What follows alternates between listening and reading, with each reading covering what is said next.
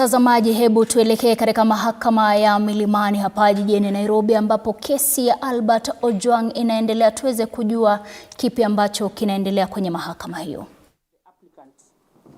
They have not averred to that effect.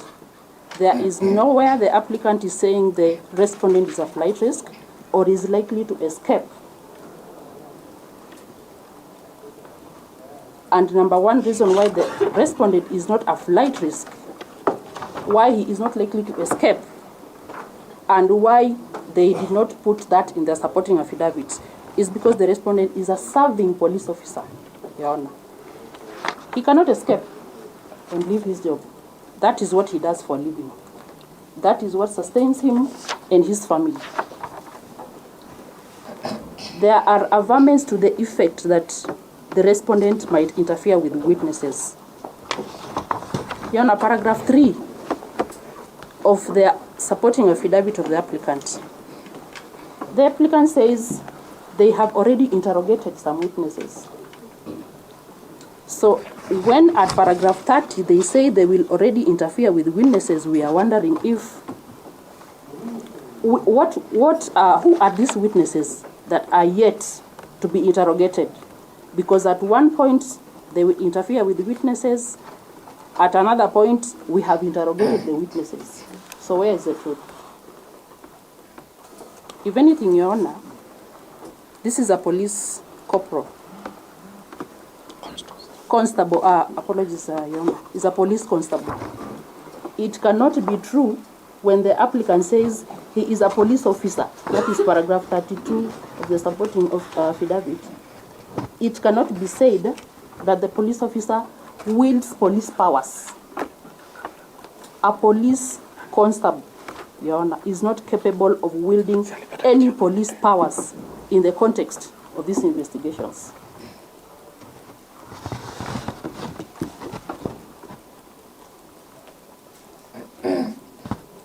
So, Your Honor, if we read the supporting affidavit from paragraph 15 all the way to paragraph 22, Your Honor, the applicant is saying the respondent is likely to. There is a likelihood the respondent will. There is a likelihood the respondent did. Your Honor, that just goes on to show that there is no evidence. Like my senior put it, they are mere apprehensions. There is no any evidence whatsoever that has been brought to this court to support their averments, and therefore they are mere statements which cannot be proved. So the conclusion of that authority, that is paragraph 14, and this is the upshot of this authority, Your Honor. I do not find that the police offered good reasons for the continued detention of the arrested person, because the matters they used to justify the detention, taking witness statements, obtaining call data, securing forensic reports, those are things that can be accomplished by the applicant without the physical need for the respondent. And that is why, Your Honor, we are asking that the application be disallowed, because the respondent is not physically needed for the applicant to carry out his duties.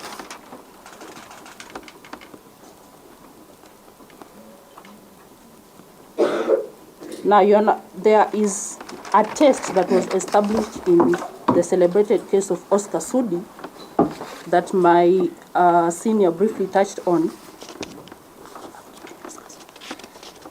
This is Oscar Sudi Oscar Kipchumba versus the Republic. It's a criminal revision number 208 of 2020. Your Honor, in this case, there's established a double test that must be passed by the applicant for them to be able to detain the respondent. And these are the two tests, Your Honor.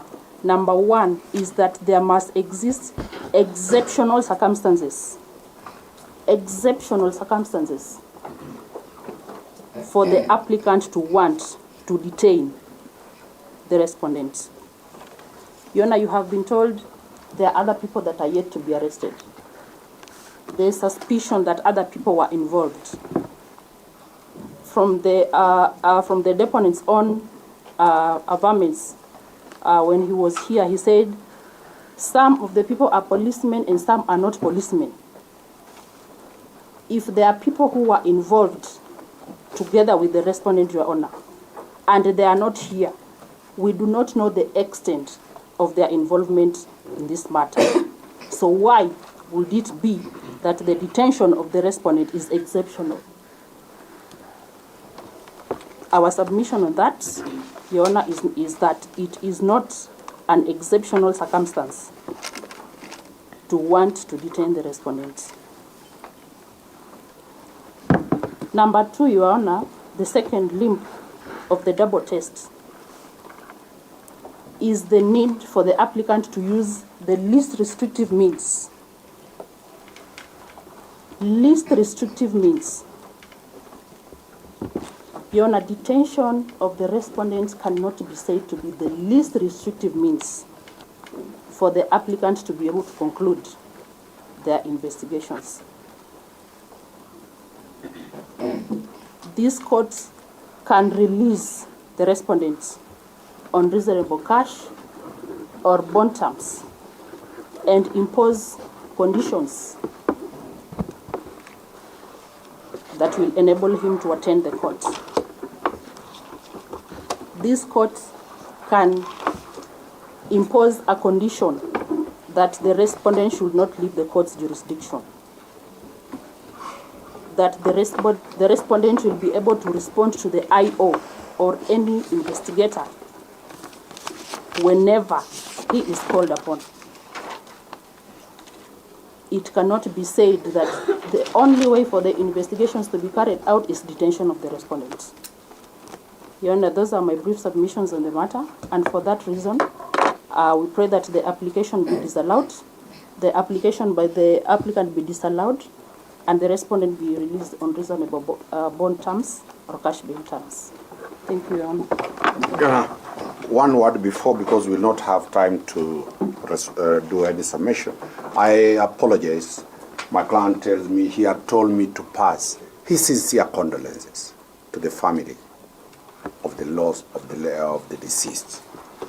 He's a human being, and any family that has lost anybody is a big disaster to that family. And on behalf of his defense team, we also pass our condolences to the bereaved family, and may God give them grace as they deal with this sudden death. That's all, Your Honor.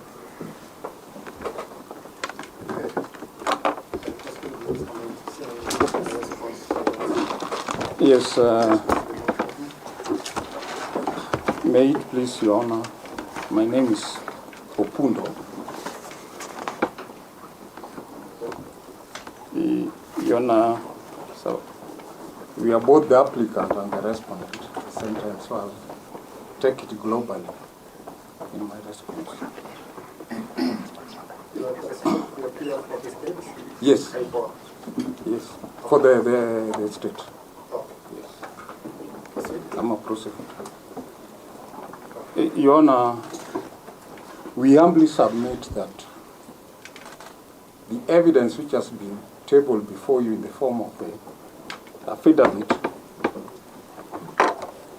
clearly lays bare the reasons as to why the respondent should be detained for the period that has been requested.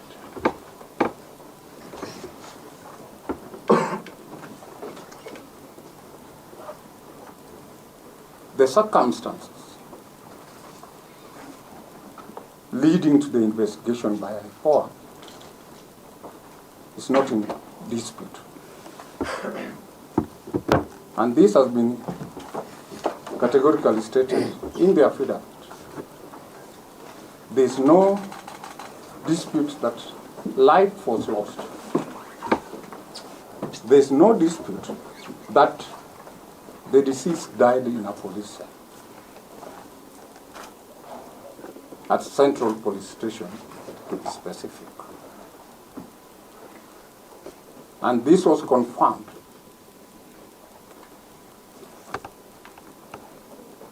by the medical report which has been attached to the affidavit.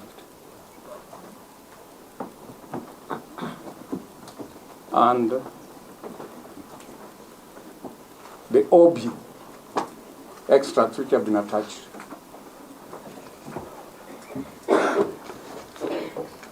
Which clearly demonstrate that the deceased was removed from the police cell, taken to Bangati Hospital, where he was proved to be dead.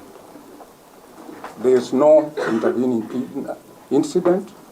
There is nothing which intervened which could say that the deceased did not die out of the cell. That is clearly demonstrated. It has also been demonstrated in the affidavit that the respondent is the one who was manning the sentry at the time. There was no any other person. That has not even been disputed.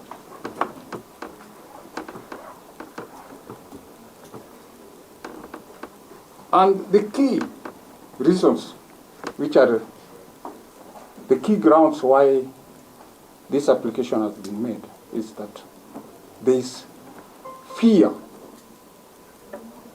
of interference with witnesses. And the reasons have been given in the affidavit, which clearly demonstrate that this officer, the respondent,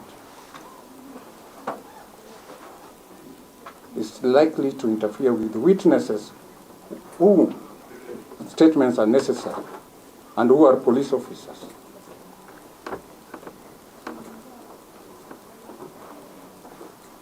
Your Honor, it's our humble submission that when it comes to the issue of rank, that's not what counts when it comes to interference with witness. Interference can take any form, any shape. You don't have to have influence over or bear any influence.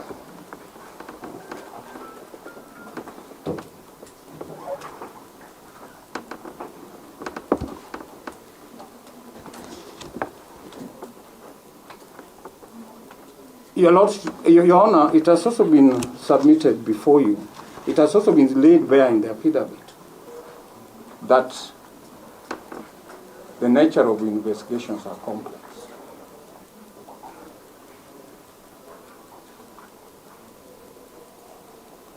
And, Your Honor,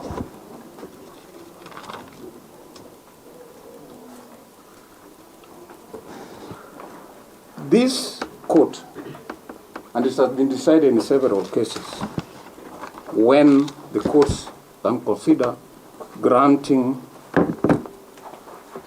such application. And this, I'll enumerate them, we'll give authorities and give the citation. One is the serious nature of the offense, which is under investigation.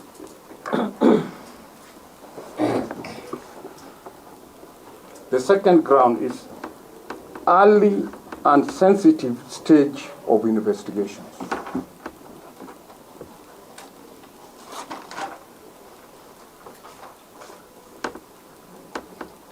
The third issue is the forensic and surveillance-based complexity of the case.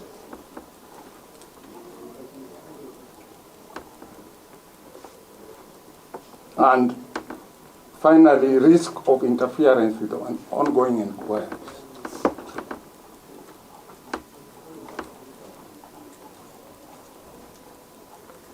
The facts which have been deposed in the affidavit clearly demonstrate the four grounds which I've stated.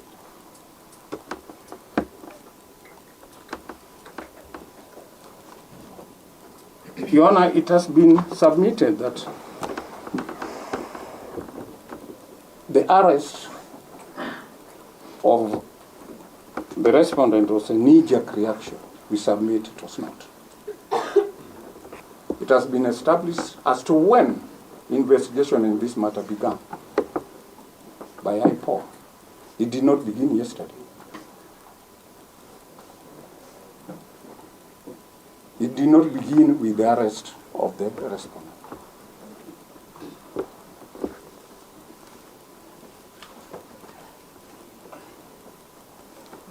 Your Honor, at this stage, we are dealing with Article 49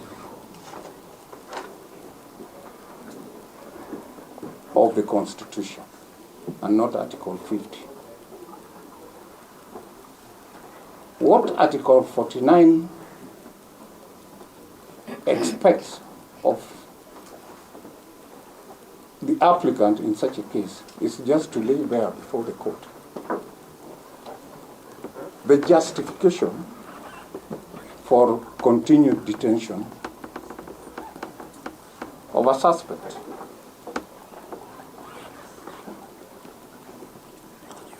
We are not talking about the rights of an accused person who has already been arraigned before the court, so as to apply the principles which are contained in the bail and bond, the guidelines which have been given.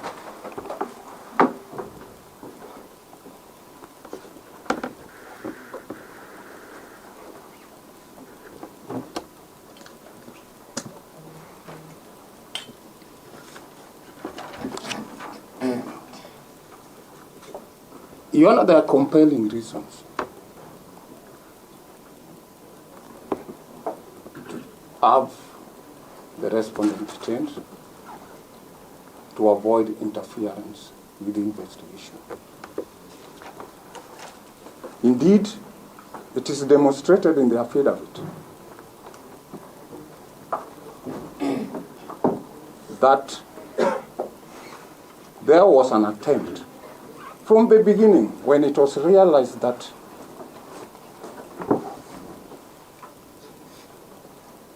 the theory of the suicide failed and it was established that the deceased was killed in a police cell, there was an attempt at interference or derailing the investigation from the beginning.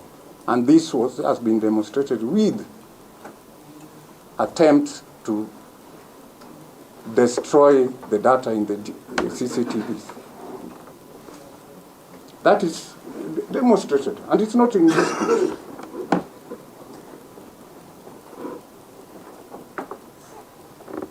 A person who from the beginning wants to destroy the evidence, that is a person who will go all the way to interfere with any kind of incrementing evidence which may be unearthed by the investigation. And this is not just a mere preemption.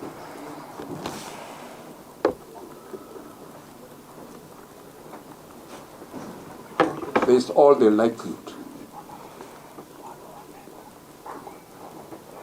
Your Honor, it has been stated that there are other suspects who are, include even police officers, who are likely to be arrested. They are out there.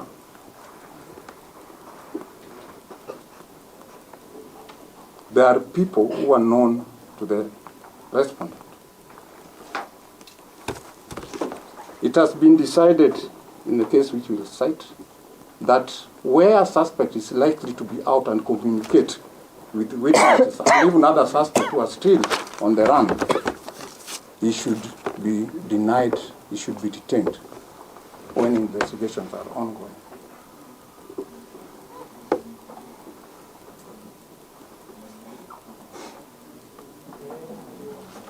You know, the investigation in this matter is still at very early stage. And it has been demonstrated how sensitive this matter is.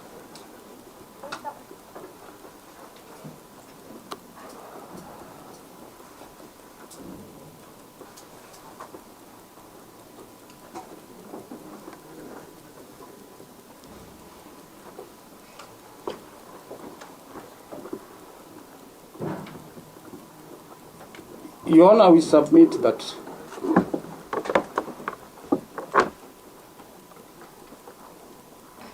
there has been an attempt. It has been demonstrated that the investigating officers have been finding it difficult to retrieve information from the police officers.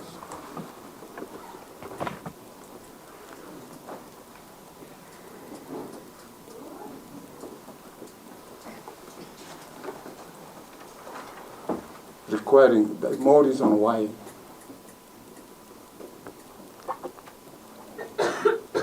the suspect who is in custody should remain in custody for the few days which have been requested.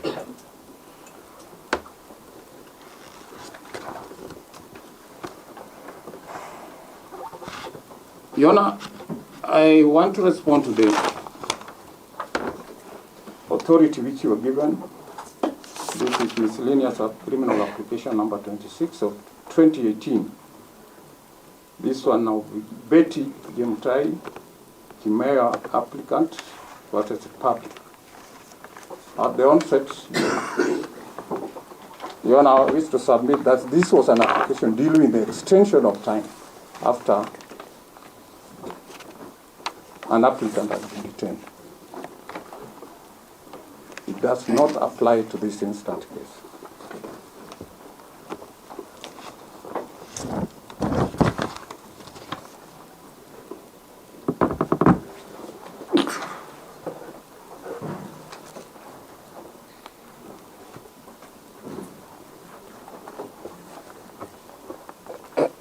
Your Honor, we submit that there are justifiable reasons for continued detention of the respondent before the court.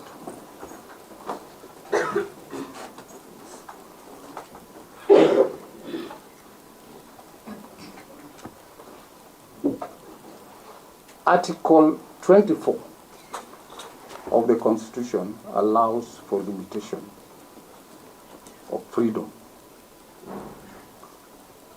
Regard only need to be given to the importance of that limitation. The importance of the limitation which we are seeking is to enable investigation to be completed without interference.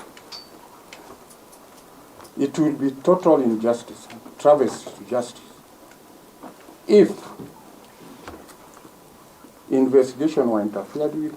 At the end of the day, there are no witnesses, there's no tangible evidence to be presented before the court because a suspect interfered with the investigation. It will be a disservice, in fact a dishonorable thing, to the family who was lost. It goes even a long way in protecting victims of crime.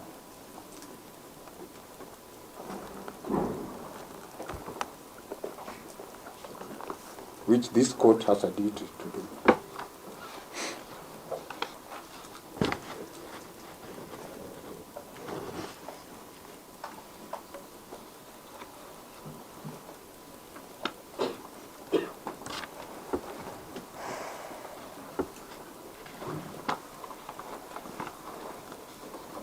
Your Honor, we finally submit that the investigation here has been established to involve issues of forensic and surveillance. And part of it has been demonstrated in the affidavit that it takes a process of trying to retrieve data which had been attempted to be interfered. And it has been stated by the investigating officer on oath that this is something beyond him. It's done by an expert outside within his control.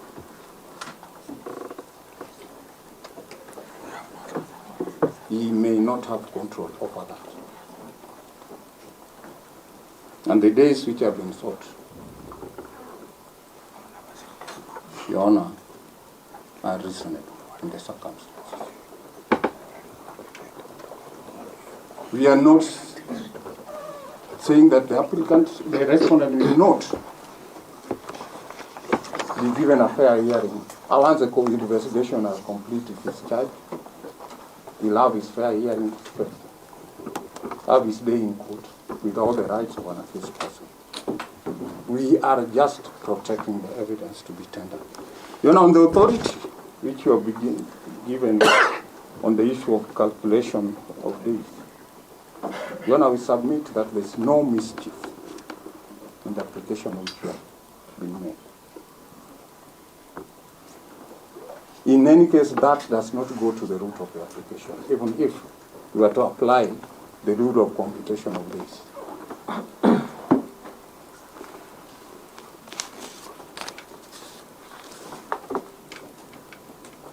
These are mere procedural issues and does not touch on the tangible aspect of the importance of carrying out investigation and requiring days.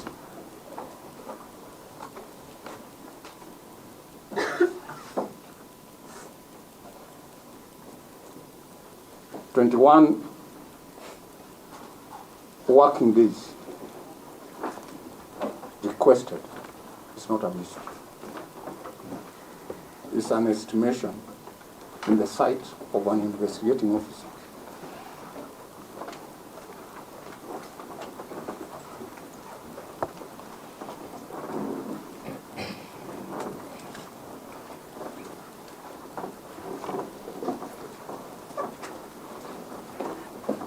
And this, to the investigating officer, could be just a matter of nomenclature. He could maybe, to him, he would have asked for 30 days. But it is workable, it's granted.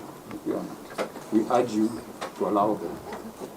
Our application for detention for 21 days and reject the application for bond at this time, as we jeopardize the investigation in this case.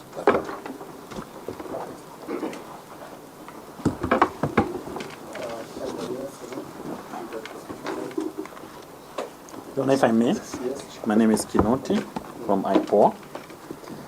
My Lord, let me first say we agree entirely with the submissions made by the Learned Counsel for Prosecution. Point of objection. I don't know under which provision an investigator will address you, because the investigators in this matter are IPOA. The officer who deponed the affidavit has given his side of the story. IPOA cannot submit. It is a preserve of the DPP. IPOA is a witness that we have cross-examined. And therefore, if IPOA has anything to say, let it hand over that to the DPP. The DPP should not cede ground to this crucial matter. IPOA cannot prosecute, it can only investigate. Article 157 mandates the DPP to be the mouthpiece of IPOA. So, Your Honor, we object to IPOA being allowed to address the court.